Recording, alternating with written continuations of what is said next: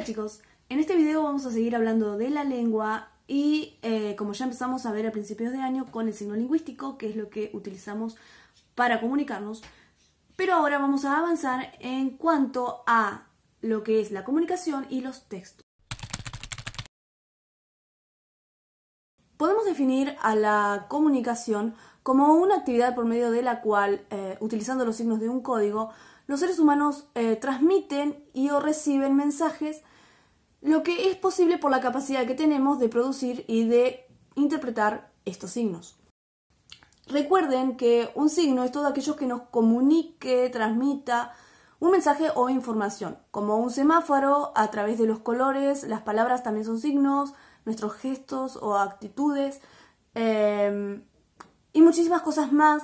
Hasta podríamos decir que estamos rodeados por signos que interpretamos y generamos sin darnos cuenta todo el tiempo. Como imagino que recuerdan de años anteriores, verán que la comunicación está compuesta por diferentes elementos que conforman el circuito de la comunicación.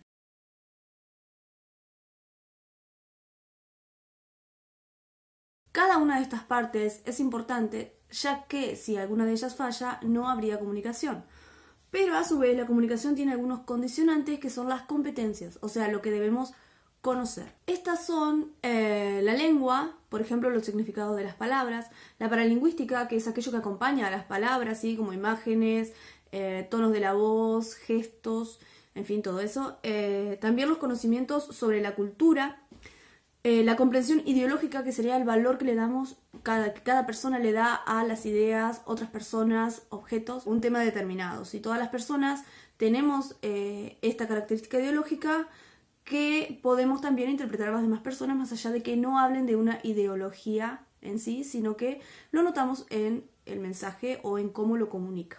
Otros condicionantes son las determinaciones psicológicas, como el estado anímico y la salud mental, así como las restricciones discursivas que se ven en situaciones en las que nos encontramos. Con quién estamos hablando, a quién va dirigido el mensaje y dónde estamos, son algunas de esas restricciones que tiene el discurso, ¿sí? Depende de cómo vamos a hablar. Esto está explicado según el contexto en el que nosotros nos encontramos, ¿sí? Pero, por ejemplo, en una película están todas estas condiciones presentes, ¿sí? Aunque quizás no las notemos, ya que va a haber personas que van a poder disfrutar y comprender la totalidad de la película y otras que por ahí se van a quedar en el camino en algunas cosas.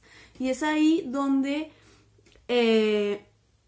vamos a notar el tema de las competencias que van a compartir tanto el emisor, la persona o el grupo de personas que hace la película y la audiencia, que serían los receptores de ese mensaje que es la película.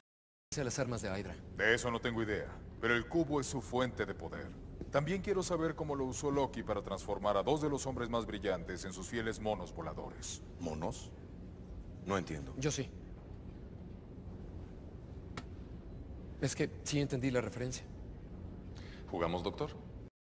Y ese es otro ejemplo, ya que el capitán no hubiese comprendido la referencia si, por ejemplo, en este caso, alguna de las competencias hubiese fallado. Acá podemos decir que la competencia que tiene más valor es la competencia cultural, ya que por el tema del que se habla. Pero si alguna de estas restricciones o elementos de la comunicación hubieran fallado, el capitán no hubiera entendido la referencia y no hubiera habido comunicación. Y si hacemos referencia a los memes en sí o los stickers, tenemos que tener en cuenta que para que cuando nosotros utilicemos estos mensajes, la otra persona también tenga los conocimientos que nosotros tenemos, ¿sí? Que estén hablando de un mismo tema, por ejemplo. Entonces, así la persona va a comprender la totalidad de esta imagen, ¿sí? De este meme o sticker que se utilizan mucho ahora, ya que tienen las mismas competencias. Si la otra persona, si ustedes le mandan un meme a una persona y la persona no entiende el meme, no sé, no entiende las palabras, si se refiere, no sé, a un tema muy específico, o incluso la imagen, por ejemplo, esta misma imagen del Capitán América, o sea, si no vieron la película o no tienen idea lo que es una referencia, ¿sí? Van a perder lo que es la comunicación, ¿sí? La comunicación no se daría de manera efectiva, ya que una de las partes carece de alguna de las competencias que se necesitan para que se lleve a cabo la comunicación. ¿Sí? No es tan simple pero a la vez es algo que hacemos con mucha facilidad en nuestros ámbitos. Ahora bien, el lenguaje puede tener diferentes funciones según la intención que tengamos a la hora de comunicarnos. Ahí es donde vamos a encontrar las funciones referencial o informativa, que se centra en el referente, ¿sí? La finalidad es informar. La expresiva o emotiva, que se centra en el emisor y su finalidad es manifestar la propia subjetividad, ¿sí? La presencia del yo que habla. Bien. También está la apelativa o persuasiva, que se centra en el destinatario y su finalidad es influir o generar un cambio en el otro. La estética o poética, que se centra en el mensaje en sí mismo, la finalidad es provocar cierto asombro y deleite a través de las palabras. Es propia de la trama narrativa o literaria, ¿sí? Las poesías también, ¿sí? Todo lo que sería el arte. La metalingüística, que se centra en el código y su finalidad es reflexionar sobre el código empleado, ¿sí? Hablar sobre el mismo lenguaje sería. Y la fática, que se centra en el canal y la finalidad es comprobar si el canal está abierto o no, o sea, ver si en realidad nos estamos comunicando o no con la otra persona. Por ejemplo, cuando saludamos, ¿sí? Bien, ahora hablemos del discurso, ¿sí? Los discursos son las formas específicas con las cuales las personas se comunican entre sí y en distintos contextos sociales.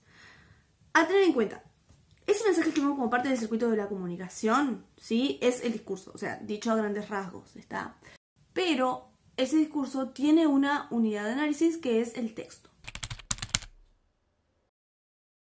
Y no solamente hablamos de textos escritos, también nos referimos a un afiche, una imagen, un video, la conversación, ¿sí? Todo lo que nos transmite algo, ¿sí? Información, es un texto. Desde el punto de vista discursivo, claro. Ahora bien, ocurre que no todos los textos son iguales, ¿sí? Cada uno tiene una trama diferente que destaca por encima de las demás. Las tramas textuales son 5, ¿sí? Y si bien podemos reconocer varias tramas en un texto, va a haber una que va a destacar sobre el resto. Se denomina trama a una determinada forma de organización textual con elementos y marcas lingüísticas que le son propios. Veamos los diferentes tipos. Tenemos la trama narrativa, donde vamos a encontrar los cuentos, por ejemplo, las novelas y todo lo que tiene que ver con narrar, o sea, contar. La trama descriptiva, que caracterizan objetos, lugares, personas, en fin, describen, ¿sí? Las cosas. Va a predominar en lo que son retratos, biografía, folletos, ¿sí? Ahí vamos a encontrar la trama descriptiva. Después viene la trama expositivo-explicativa, que desarrolla su tema y lo explica a partir de recursos como definiciones, ¿sí? Básicamente define, compara, da ejemplos. Lo vamos a encontrar en enciclopedia, informes, en las clases teóricas, por ejemplo ahora, en artículos de divulgación, etc. La trama argumentativa presenta una opinión sobre un tema, denominado tesis o hipótesis, ¿sí? Es una idea que cada uno tiene, nosotros podemos tener una idea, y la desarrollamos con lo que se llaman argumentos, ¿sí? Los argumentos van a sostener esa hipótesis o tesis, y es así como se arma un texto argumentativo. O sea, no solamente tiene muchos recursos más, pero los textos argumentativos los vamos a encontrar en ensayos, publicidades, textos de opinión. Bien, y por último, la trama dialogal, que es la que vimos, por ejemplo, en Edipo Rey, donde los personajes hablan todo el tiempo, ¿sí? En las obras de teatro. En las entrevistas también está la trama dialogal, pero más que nada tienen que notar que esta trama dialogal la podemos encontrar dentro de lo que es la trama narrativa también. En los cuentos o las novelas suele haber diálogos entre los personajes, y estos diálogos sí obviamente es otro tipo de trama, pero es menos importante que la narrativa. No sé si se entiende. Por eso les digo que en un cuento ustedes van a encontrar la narración de los hechos, pero también van a encontrar diálogos, descripciones e incluso defensa de opiniones por parte de los personajes o incluso del narrador. Y todo eso está dentro de la trama narrativa. Por eso hay varias tramas dentro de una, o se encuentran, ¿sí? En un texto, pero hay una que va a predominar siempre, y por eso decimos que un cuento o una novela es de trama narrativa. Ahora ya en el último apartado sobre lo que es comunicación y textos, vamos a encontrarnos con lo que es la transtextualidad. ¿Sí? La transtextualidad es cuando encontramos un texto dentro de otro, podemos decir.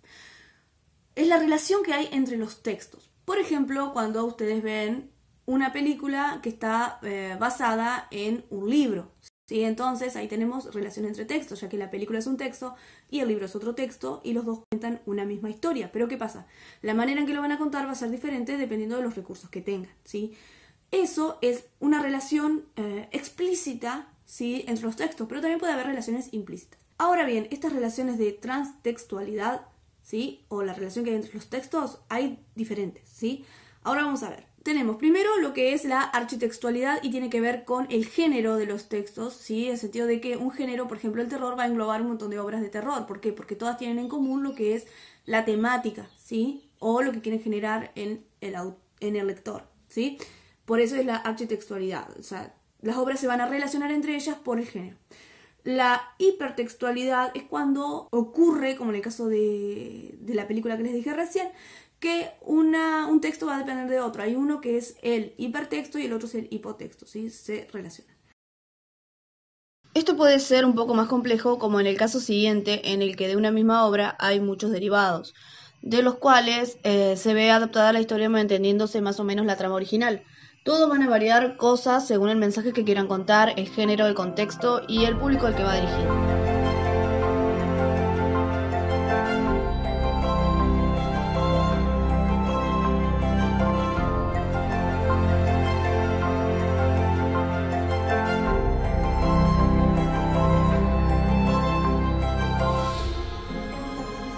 Después tenemos la intertextualidad, que es cuando un texto está dentro del otro, ¿sí? En el anterior, en la hipertextualidad, tenemos un texto A y un texto B que se están relacionados entre ellos porque, como en el caso de la película, uno es original y el otro fue hecho en base a ese, ¿se entiende? Bueno, en el caso de la intertextualidad tenemos tres clases que son la cita, la alusión y el plagio, ¿sí? Esas tres cosas, ¿sí?, son cosas diferentes y se tiene a ver, en las tres vamos a encontrar un texto dentro del otro, pero la diferencia que tienen es que en el caso de la cita nosotros nos damos cuenta por las comillas, en el caso de la alusión también en el texto va a aludir a otro texto y nosotros nos vamos a dar cuenta, pero en el caso del plagio no nos vamos a dar cuenta que está haciendo alusión a otro texto, o sí, porque lo podemos conocer y nos damos cuenta, pero lo que tiene el plagio es que la alusión es implícita y nunca te va a decir que pertenece a otro texto. Entonces, eso, ¿sí?, el plagio es considerado un delito.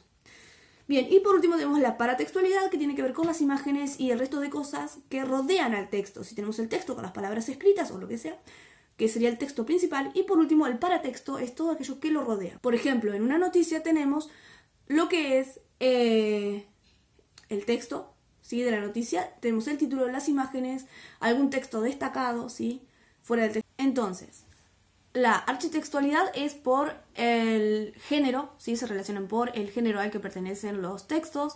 En el caso de la hipertextualidad, ¿sí?, estamos hablando de un texto A y un texto B, que uno refiere al otro, ¿sí? Hay una relación ahí de contenido, podemos decir, uno deriva del otro. La intertextualidad encontramos, acuérdense, la cita, la alusión y el plagio. Y por último, la paratextualidad es lo que acompaña al texto principal, ¿sí?, y que obviamente nos da información también relacionada a ese texto principal. Muy bien, como vieron, no es un tema tan complicado, ¿sí?, es bastante simple, pero hay que tener en cuenta algunas cosas. No es un tema para estudiar de memoria, sino que hay que saber comprender y analizar textos, ¿sí? Esto lo vemos un poco por arriba porque, bueno, en estas condiciones es mucho mejor darlo con ejemplos y trabajarlo en clase y es mucho más lindo y lo aprenden mucho mejor.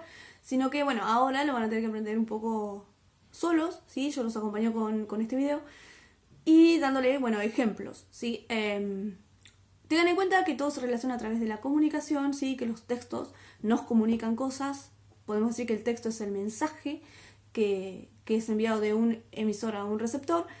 Y bueno, acuérdense que el texto no solamente es el texto escrito, sino que puede ser cualquier tipo de texto si lo analizamos desde el punto de vista de la discursividad, ¿sí? Lo mismo un discurso no es un discurso político, sino que un discurso también es un mensaje, ¿sí? No necesariamente es, como les dije, político, deportivo, no sé, de algún artista, no solamente ese tipo de discursos.